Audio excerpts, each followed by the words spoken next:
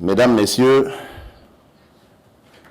je me sens honoré de me trouver devant vous ce jour avec espoir que notre rencontre aboutira à des discussions profitables pour nous tous.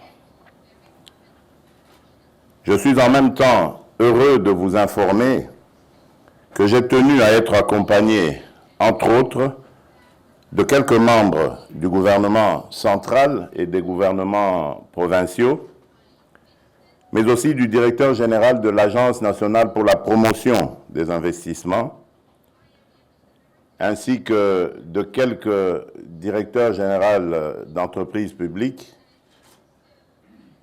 pour marquer l'importance que mon pays, la République démocratique du Congo, attache à cette rencontre organisée en marge du sommet UK-Africa. Après ma brève intervention, je laisserai la place au directeur général de l'ANAPI, l'Agence nationale pour la promotion des investissements, qui fera, à votre intention, une présentation détaillée des opportunités d'investissement dans mon pays, ainsi que des mesures incitatives que nous sommes en train de mettre en place. Les membres du gouvernement qui le pourront seront également à votre disposition pour répondre à l'une ou l'autre préoccupation que vous pourriez avoir. Mesdames et messieurs, depuis mon arrivée au pouvoir, voici bientôt une année, j'ai pris comme option d'ouvrir davantage la République démocratique du Congo aux investissements. Il est connu de tous que mon pays présente une dichotomie entre ce qu'il regorge comme richesse et le vécu quotidien de sa population, constitué majoritairement d'une jeunesse en quête d'emploi. La République démocratique du Congo est dotée d'abondantes ressources minérales telles que le coltan, le cuivre, l'or, le diamant, le cobalt, le lithium, les terres rares et j'en passe.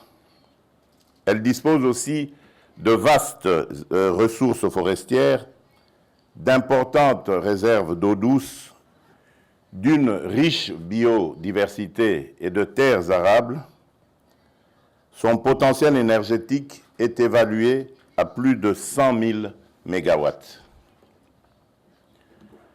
L'un des principaux objectifs en assistant à cette rencontre est de vous montrer à tous que mon pays est déterminé à améliorer le climat des affaires afin que nous puissions travailler ensemble pour tirer profit de cet énorme potentiel.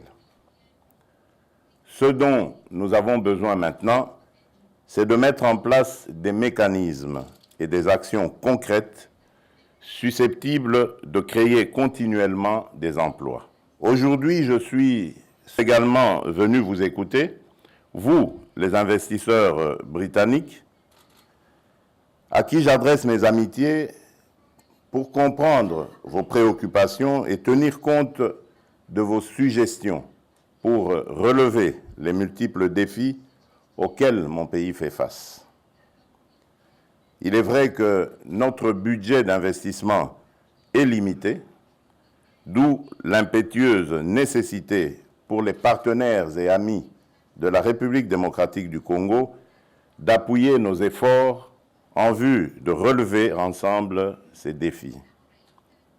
Pour cela, le partenariat avec les entreprises britanniques est essentiel.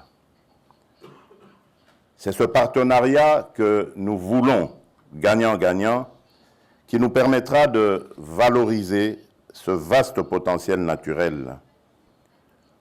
En plus de ces richesses, la République démocratique du Congo dispose également de deux atouts majeurs, à savoir une population jeune et dynamique, j'ajouterais même très ingénieuse, et un nouveau gouvernement déterminé à amener le changement.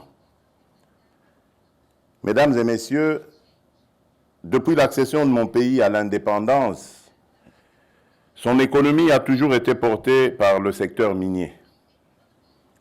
En vue de garantir une croissance durable et inclusive, j'ai décidé de diversifier notre économie à travers la promotion du secteur agricole, la création de zones économiques spéciales, la transformation locale de nos matières premières, ainsi que le développement du tourisme et du secteur des services.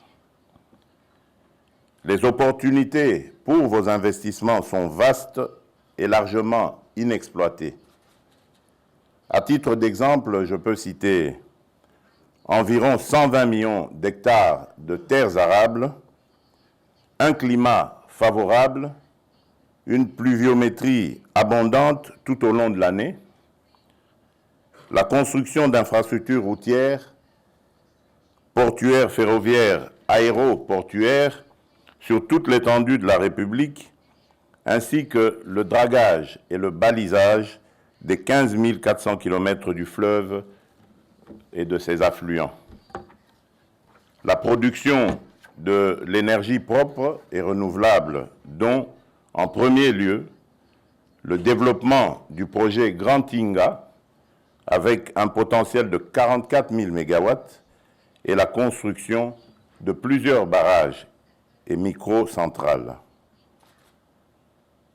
C'est pourquoi je saisis cette opportunité pour inviter les entreprises et les capitaines d'industrie britanniques ici représentés, dont l'expertise est avérée, à venir investir en République démocratique du Congo. Dans le secteur de l'environnement, mon pays dispose d'atouts pour contribuer à l'effort global de lutte contre le changement climatique afin d'assurer un avenir durable à notre planète et aux générations futures. En effet, la République démocratique du Congo abrite, avec son bassin, la deuxième plus grande forêt tropicale et les plus importantes tourbières du monde, devenant ainsi l'un des plus grands entrepôts de carbone. Les investissements dans mon pays ne doivent pas se réaliser au détriment de la protection de l'environnement, car j'attache une attention particulière sur la nécessité de préserver ce patrimoine national. Mesdames et messieurs, dans le but d'améliorer le climat des affaires, comme vous le verrez dans la présentation du directeur général de l'Agence nationale pour la promotion des investissements, j'ai initié une série de réformes, parmi lesquelles la simplification du système des impôts, la lutte contre la corruption et le renforcement du pouvoir judiciaire, en vue de faire de la République démocratique du Congo, mon pays, une destination plus attrayante et plus rassurante pour les investissements. Mesdames et messieurs, pour terminer, je suis bien conscient qu'il y a des défis à relever, mais j'ai pris un engagement personnel à améliorer le climat des affaires et j'ai hâte d'écouter vos suggestions sur la façon dont la République démocratique du Congo peut devenir une destination attrayante pour vous et vos investissements. La République démocratique du Congo est prête à vous accueillir pour les affaires.